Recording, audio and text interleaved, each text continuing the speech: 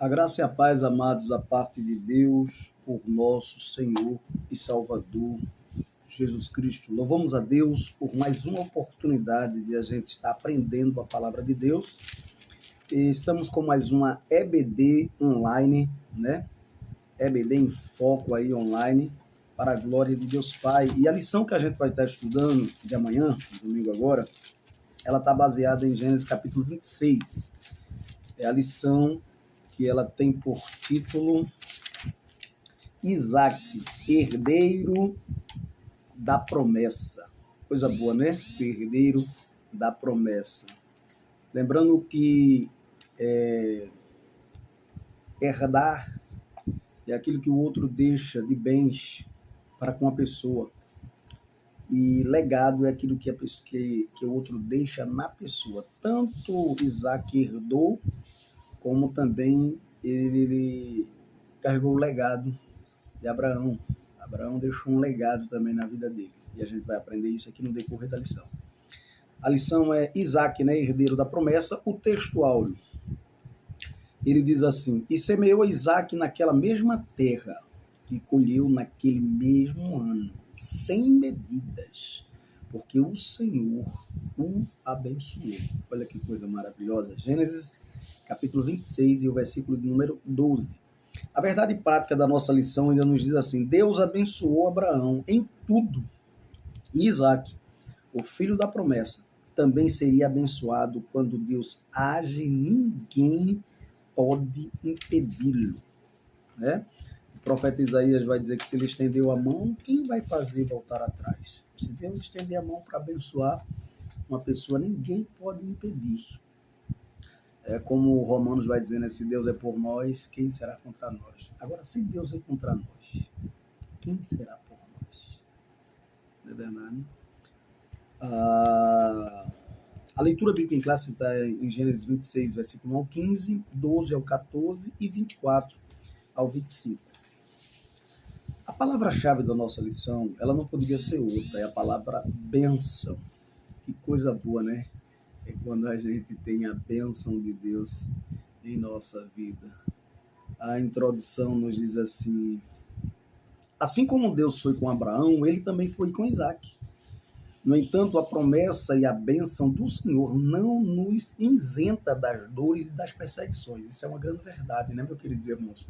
Não é porque estamos debaixo da bênção de Deus que a gente não vai enfrentar perseguições, invejas, calúnias e outras coisas mais. Né? Isaac, o filho da promessa, por um milagre, veio ao mundo dentro do plano de Deus, prometido a Abraão e a sua descendência. Ele cresceu e casou-se com Rebeca, filha de Betuel, arameu de Padã Arã, mas sua esposa também era estéril. Olha aí já a situação. Como o foi a sua mãe. Entretanto, como filho de Abraão, Isaac também era um homem de fé e orou a Deus, e o Senhor o ajudou em todas as suas dificuldades. Lembrando que Isaac orou 20 anos pela vida de Rebeca. Mesmo tendo uma promessa, mesmo tendo uma convicção daquilo que Deus tinha para com a vida dele, mas ele era um homem de fé, de oração, cria, e Deus honrou e deu logo filho gêmeos à sua esposa. É como se 10 anos ele orou pela vida de um. Isso é abrindo parênteses aqui, né? Uma colocação que eu estou fazendo. Digo eu e o Senhor. E 10 anos pela vida de outro. A duração de oração durou 10 anos para cada filho. Se a gente fosse dividir essa questão, que não é bem assim, né? Mas ele orou 20 anos e Deus honrou lhe dando 2 filhos, né? 2 décadas ali buscando ao Senhor, quando na verdade ele já fazia parte da promessa e os seus filhos já fariam parte da promessa, né? Mas veja como é o trabalhar de Deus na vida das pessoas. É por isso que muitas vezes a gente não entende que Deus trabalha com recursos e de maneiras diferentes da nossa, né? Deus não é igual ao homem. Deus tem seus planos, seus propósitos, seus projetos.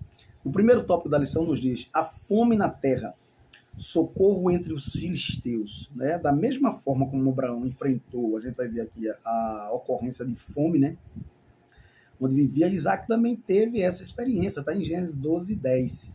E o interessante é que o texto bíblico diz que a fome novamente dominava a terra, e Isaac não viu alternativa a não ser buscar outro lugar onde houvesse provisão para ele e sua família. E, bom, tá havendo fome no lugar, a primeira coisa que a gente vai fazer é o quê? Camarada, vamos dar um exemplo aqui, a gente fica desempregado e não encontra emprego de jeito nenhum. As pessoas vão correr para onde? Para o sul, para um outro lugar, em busca. E não foi diferente que ocorreu com Isaac, nem com Abraão. Só que Isaac aí foi para o Egito, desceu para o Egito. E no caso de Abraão, melhor dizendo, desceu para o Egito. E no caso de Isaac, Deus já deu uma advertência para que não fizesse isso. Nos faz lembrar que, assim, as experiências de Isaac, apesar de ter coisas que se identificaram com a experiência do seu pai, mas foram experiências diferentes. Você nunca vai viver a mesma experiência que o seu pai viveu, ou a mesma experiência que uma outra pessoa viverá. Cada um vive a sua experiência. A gente aprende aqui. Então, o pai de Isaac buscou socorro no Egito, e o filho acreditou inicialmente que descer até lá seria também a melhor opção. No entanto, era de primeiro mundo, né, em comparação dos outros lados da época, a palavra de Deus nos ensina que podemos fazer planos, projetos, mas a resposta certa vem sempre do Senhor. Provérbio capítulo 16, versículo 1. O coração do homem faz planos, mas a resposta certa vem do nosso Senhor e Salvador. Então Deus apareceu a Isaac e ordenou que ele não descesse ao Egito. É incrível, interessante lembrar que no Antigo Testamento, obviamente que isso ocorreu depois dessa história aqui, as pessoas não falavam diretamente com Deus, o sumo sacerdote é Deus, mas aqui Deus falou diretamente, antes mesmo de haver sacerdócio, de haver essas leis sacerdotais e da vida de Deus traçar um novo rumo para a nação, né, construída já, né, já formada, e aqui ainda não estava. Então, eram as leis do Senhor anterior a isso. Então Deus apareceu a Isaac, né? Assim como apareceu ao seu pai Abraão, mas e Deus disse que ele habitasse na terra que ele mostraria. Aí Deus renova aquela promessa que fez com Abraão no capítulo 12. Né? Então o Senhor reforçou o juramento que fez a Abraão, e Isaac não desceu ao Egito e habitou na terra de Gerar, terra do rei Abimeleque, monarca dos filisteus. E vale a pena lembrar, é interessante, irmãos, a gente ressaltar aqui, e qual é o melhor lugar para o cristão estar? No centro da vontade de Deus. O que é que a gente aprende? Mais outra lição aqui: nunca vá para algum lugar sem antes consultar ao Senhor. Nunca tome uma atitude, nós cristãos, né? Nós que adoramos a um Deus verdadeiro, sem primeiro pedir orientação a Deus, para que a gente não quebre a cara, para que a gente não se frustre a ponto de ficar perdidos, sem direção. Então, no segundo subtópico, a lição diz assim: confirmação das promessas. Aí Deus vai cumprir, né, todas as suas promessas. No entanto, muitos crentes acreditam em promessas que são, na verdade, uma ilusão, né, do seu próprio coração, pois sabemos que enganoso é o coração do homem, como diz Jeremias 17:9. E é uma grande verdade. Quantas vezes a gente faz uma expectativa bem grande de coisas que acontecerá na nossa vida, que Deus ainda vai fazer, está tudo baseado muitas vezes no engano do nosso próprio coração. E aí vem a frustração, porque as coisas não acontecem. Não é diferente conosco, né? Muitos também recebem promessas de pessoas que se dizem profetas, mas que não são, e o que estes disseram ser da parte de Deus não se cumpre, e o resultado são crentes frustrados, decepcionados, desviados, afastados do caminho do Senhor, revoltados, né, porque acreditou numa mentira. Eu mesmo, quando eu sou crente desde a minha infância, e quando eu fiz 30 anos de idade, eu fiz uma reflexão de tudo que tinha ouvido e fui colocando, né, filtrando tudo isso aí, para que hoje estivesse de pé e vivendo agora cada dia o seu dia, né, crendo que Deus é poderoso para fazer além do que a gente pedimos e pensamos, mas vivendo cada dia, o seu momento. Isso é importante. Então, o resultado são crentes frustrados, né? Se foi o Senhor quem falou, que prometeu, Ele vai fazer, não importa o tempo e nem as circunstâncias. Vale a pena lembrar que sempre que Deus verdadeiramente fala, ele confirma essa palavra até o cumprimento da promessa. Foi o que aconteceu com Isaac aqui, né? Deus o confirmou, a promessa que tinha feito já a seu pai. No terceiro subtópico, o problema se repete, né? Os filisteus demonstraram interesse em Rebeca, assim como lá no Egito, o rei do Egito mostrou interesse em Sara. Rebeca era muito bonita, né? Formosa. Da mesma forma que aconteceu com sua mãe, né? Sara, quando esteve no Egito com Abraão, ao perceber as intenções dos filisteus, Isaac, como seu pai, mentiu, né? E ele repetiu no pecado do pai. Ele mentiu dizendo que era sua irmã. Mas não demorou para que Abimeleque, rei dos filisteus, descobrisse a verdade. Mentir é pecado, e todo pecado tem suas consequências. Mentiu com algumas diferenças básicas, né? Abraão era meia, a Sara era meia irmã de Abraão, era irmã por parte do pai.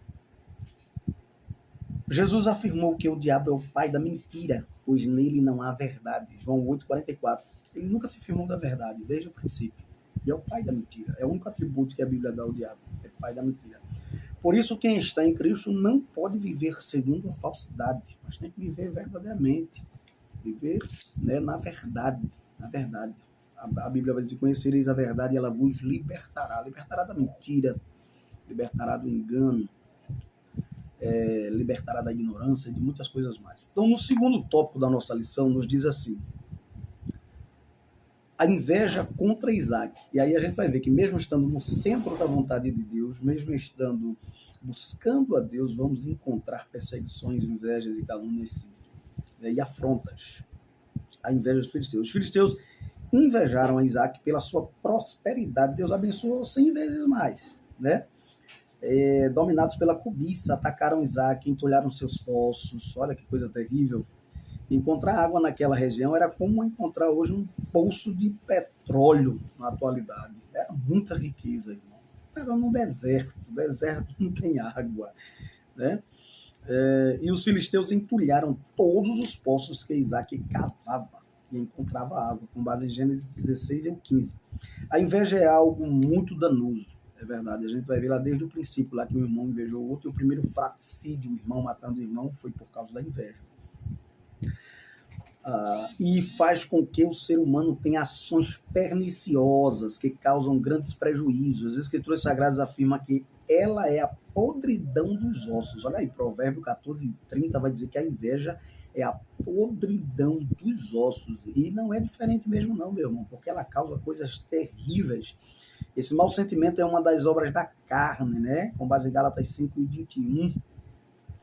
E revela a índole maldosa e perversa de uma pessoa contra outra. Escuta bem, no segundo subtópico do segundo ponto, ele diz assim: abençoado por Deus, né? Isaac esteve debaixo da proteção e bênção de Deus, por isso ninguém poderia detê-lo.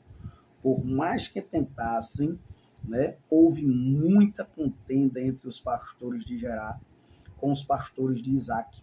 Por isso, a um dos poços foi dado o nome de Ezeque. Gênesis 26, 19 ao 20, que quer dizer poço da contenda. Né? Veja só. Depois abriram outro poço e houve mais uma discussão, né? Por isso se chamou aquele poço de inimizade, né? Sintna, que significa inimizade. Em seguida, Deus abençoou Isaac e abriram mais um poço, e os filisteus não mais contenderam e o chamaram de poço de Reobote, que significa alargamento. Deus estava abençoando, alargando as fronteiras para eles, né? É assim, a mão de Deus, quando está sobre a vida de alguém, as outras vão ter que, mais cedo ou mais tarde, entender isso, porque senão não vai adiantar. Deus vai continuar abençoando aquela pessoa, vai continuar fazendo ela prosperar na terra. Isso é a verdadeira prosperidade bíblica. Que eu estava comentando com um irmão da nossa igreja que, infelizmente, a gente pregava a verdadeira cura, os verdadeiros milagres, e deixamos de pregar por causa das igrejas neopentecostais, que começaram a pregar para ganhar status através da unção da graça de Deus. É um problema isso, né? Aconteceu com Sansão e com muitos outros homens da Bíblia, como Davi e outros. Uma outra coisa, pregávamos a verdadeira prosperidade, a prosperidade bíblica, deixamos de pregar por causa da falsa teologia da prosperidade. Mas não devemos deixar de pregar a verdadeira prosperidade. Essa, na vida de Isaac aqui, é a verdadeira prosperidade, como foi na vida de Abraão, como continuou na vida de Jacó, que a gente vai estudar. Amém? Então, terceiro subtópico do terceiro ponto, Isaac age com diplomacia, né? Como crente, servo de Deus que confiava no Senhor e que sabia que era a mão de Deus que estava sobre a sua vida. Isaac age com diplomacia. Diante da maldade de seus vizinhos, Isaac age de forma diplomática. Ele poderia pedir às autoridades ali, era um caso para uma guerra.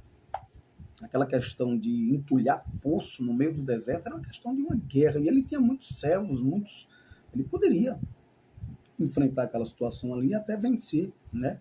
Mas evitando confrontos por diversas vezes, abre mão dos poços que lhe pertenciam. Tem uma frase que diz que muitas vezes é melhor a gente perder a razão do que perder a paz. E aí Isaac não quis perder a paz com sua esposa, com a família, ele preferiu perder a razão do que a paz. Não é fácil abrir mão de bens e direitos adquiridos com esforço em favor de quem nada fez para obtê-lo. Já pensou? O camarada está lá com as coisas suas e não fez nada para estar com aquilo ali, enquanto você se suou a camisa, como diz a história, né?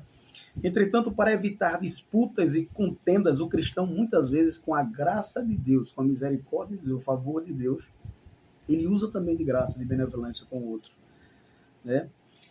Pode e deve abrir mão dos seus direitos. Paulo diz, se for possível, quanto estiver em vós, tende paz com todos os homens. Na verdade, Romanos 12, 18. A sua paz, sua saúde mental e sua família não tem preço, meu irmão. Qual é o preço que tem a sua saúde mental e família? Quantos têm perdido a vida até por causa de um vizinho que liga um som alto, né, e perturba, e realmente é perturbador, já vivi muito isso. Porém, abre mão para que tenha paz com todos, e tenha saúde mental, saúde conjugal, saúde, né, com seus filhos.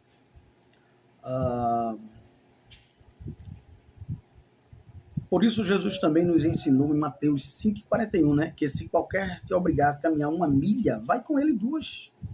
É importante ressaltar que Isaac procurou honrar a memória de seu pai, tendo cuidado de dar aos poços reabertos os mesmos nomes que seu pai lhe dera. Continua honrando a memória do pai, do velho pai, do pai da fé.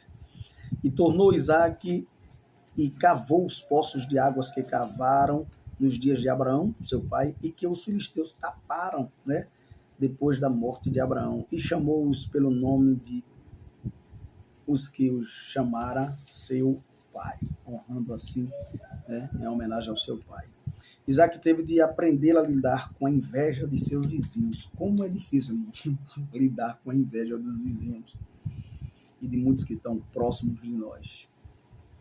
No terceiro tópico, mas é necessário, no terceiro tópico da lição nos diz, Deus aparece a Isaac. Olha que coisa boa. Promessas para Isaac, né? Deus aparece a Isaac e falou com ele pessoalmente, assim como fez com seu pai, lembra? Então o Senhor lhe fez 3 promessas maravilhosas. Ele disse, não temas, porque eu sou contigo. A primeira promessa.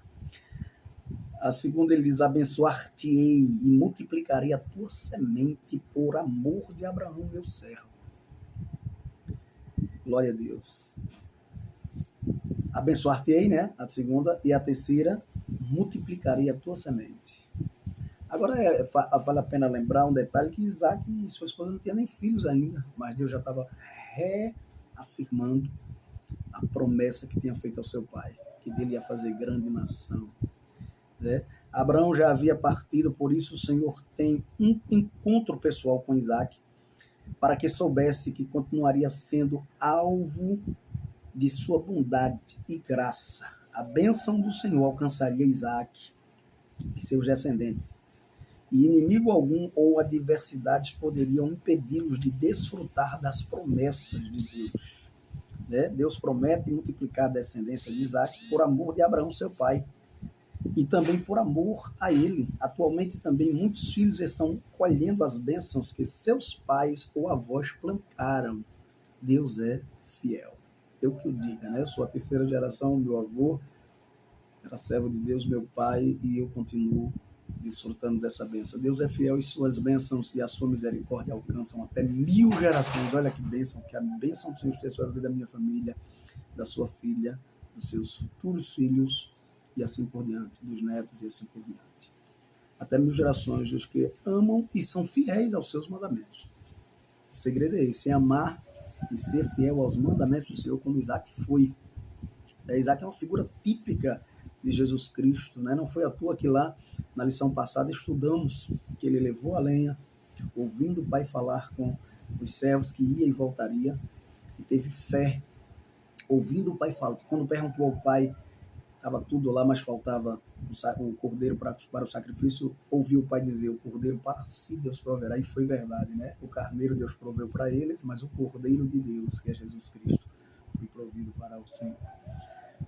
Então, Deuteronômio 7 e 9 vai falar isso, né? Que o Senhor abençoará até 1000 gerações. Segundo subtópico do terceiro ponto, Abimeleque faz um pacto com Isaac. Veja que coisa gloriosa. Os filisteus de Gerar causaram muitos problemas a Isaac, né? Primeiro entulharam todos os poços que Abraão houvera cavados, e todos foram reabertos por Isaac, né? Depois contenderam com Isaac pelos poços que mandou cavar, mas eles tiveram que reconhecer que a mão de Deus estava com Isaac, que não poderia opor-se a ele, e sugeriram fazer um pacto. Tem até uma frase que diz, né? Se você vê que o seu inimigo é mais forte do que você, para eles, Isaac poderia ser um inimigo, se alinha a eles, né? Foi isso que eles fizeram. Isaac, com humildade ali, né? Faz isso, né? Havemos visto, na verdade, que o Senhor é contigo, pelo que disseram. Haja agora o juramento entre nós e entre nós e ti, e façamos concerto contigo, né? O rei Abimeleque viu que Isaac estava crescendo demais, estava maior do que o povo dele, né? Por isso que primeiro mandou ele ir mais adiante, porque a prosperidade sobre a vida de Isaac estava superior. Isso nos faz lembrar do povo de Deus, né, de Israel, lá no Egito, né, quando cresceu também, o rei manda matar as crianças com medo. E agora a gente vai ver agora Isaac enfrentando essa situação. Obviamente que antes do que aconteceu lá, né? Antes. Depois foi que aconteceu isso aí lá no Egito. No terceiro subtópico do terceiro ponto, ele diz assim, o poço de Beceba. Logo após o pacto ou o juramento entre Abimeleque e Isaac, os servos deste lhes trouxeram a boa nova de que haviam achado água, olha, no poço que tinham cavado após a construção do altar. E aqui tem uma coisa interessante. 3 coisas que a gente vai ver na vida de Isaac, que é fundamental, e a lição vai nos dar esse esclarecimento aqui, né? Na vida de Isaac teve altar, na vida de Isaac teve tenda, mas na vida de Isaac também teve poço. E altar fala de quê? Fala de comunhão. Você vê que quando há comunhão, quando há essa ligação, esse relacionamento com Deus, como é que está o seu altar, né? Você tem falado com o Senhor todos os dias, você tem reservado um momento exclusivo para estar com o Senhor na sua casa, no seu trabalho, onde você estiver. Isaac teve esse momento. E aí tenda fala do centro da vontade de Deus. Se você construiu algo firme, né, não saio daqui ninguém me tira, né, uma coisa com muita estrutura, não vai querer sair mais.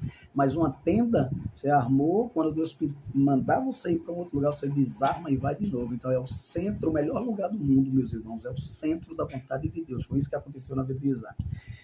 E poço fala de água, e água fala de bênçãos da parte de Deus, fala de presença do Espírito Santo na vida, né? Cavar poço fala de presença, de estar com o Senhor. A água é símbolo do Espírito Santo. Então Isaac teve tanto altar como tenda como água, cavou poço. E aconteceu naqueles mesmos dias, né, que vieram os servos de Isaac e anunciaram-lhe acerca do negócio do poço que tinham cavado, e disseram-lhe, temos achado água, glória a Deus. E a chamou-a o Seba, por isso é o nome daquela cidade Berseba, até o dia de hoje. Não é isso? Seba no hebraico significa juramento, foi ali que fizeram um juramento. Esse último poço aberto pelos servos de Isaac foi denominado Poço do Juramento. Que Deus nos abençoe e nos dê uma aula maravilhosa, Que a bênção de Deus esteja na sua vida, na minha vida, na nossa vida, assim como teve na vida de Isaac, e que o Senhor nos faça prosperar na terra, e que aquilo que plantar, nós colhemos 100 vezes mais. É o que está lá no nosso textual, que vai dizer, e semeou Isaac naquela mesma terra. Olha só, ele não semeou perto do rio Nilo, ele não semeou perto das regiões do Tiberíades, não. Ele não semeou perto de rios, ele semeou no deserto, em Gerar. E colheu naquele mesmo ano 100 medidas. Como é que você planta uma semente e agora colhe 100 medidas? Porque Deus estava com ele, a bênção do Senhor estava com ele, vai estar na minha vida e na tua vida também, em nome de Jesus. Conclusão, vimos nesta lição que da mesma forma como Abraão, Isaac passou por várias provas em sua vida, não é à toa, mesmo estando no centro da vontade de Deus, mesmo a bênção de Deus estando sobre nossa vida, não vamos estar isentos de lutas, perseguições, experiências, tá certo? Enfrentou uma fome e foi em busca de socorro entre os filisteus. Contudo, assim como Deus esteve com seu pai, demonstrou que estava com ele e renovou as promessas feitas para a descendência do patriarca. Sua prosperidade despertou a inveja dos filisteus, e estes, com maldade sem limites, entulharam todos os poços que seu pai houvera aberto e que eram seus por direito, mas ele os reabriu, dando-lhes os mesmos nomes que seu pai lhes dera. Perdeu nada com isso, só fez ganhar no tempo certo, na hora certa, com paciência e sabedoria. E Deus continuou o abençoando grandemente, confirmando que ele era o herdeiro das promessas. Tanto ele tinha herdado, como ele tinha um legado na vida dele. Então que Deus nos abençoe em Cristo Jesus, que nós carregamos a herdade, mas também que carreguemos o legado do nosso Pai em nossa vida, nossa questão, construção moral e espiritual. E lembre-se disso, só entre algum recinto se Cristo entrar com você, e só converse algo se ele puder participar. O importante é que eu diminua e que ele cresça. Pai, te louvamos por este momento oportuno, abençoa cada aluno, cada professor, e nos dá uma aula maravilhosa esse domingo agora, em o nome de Jesus. Que a graça do nosso Senhor e Salvador Jesus Cristo, o grande amor de Deus, e a comunhão, a consolação do Espírito Santo seja com todos e sempre. Amém. Até a próxima, meu amado.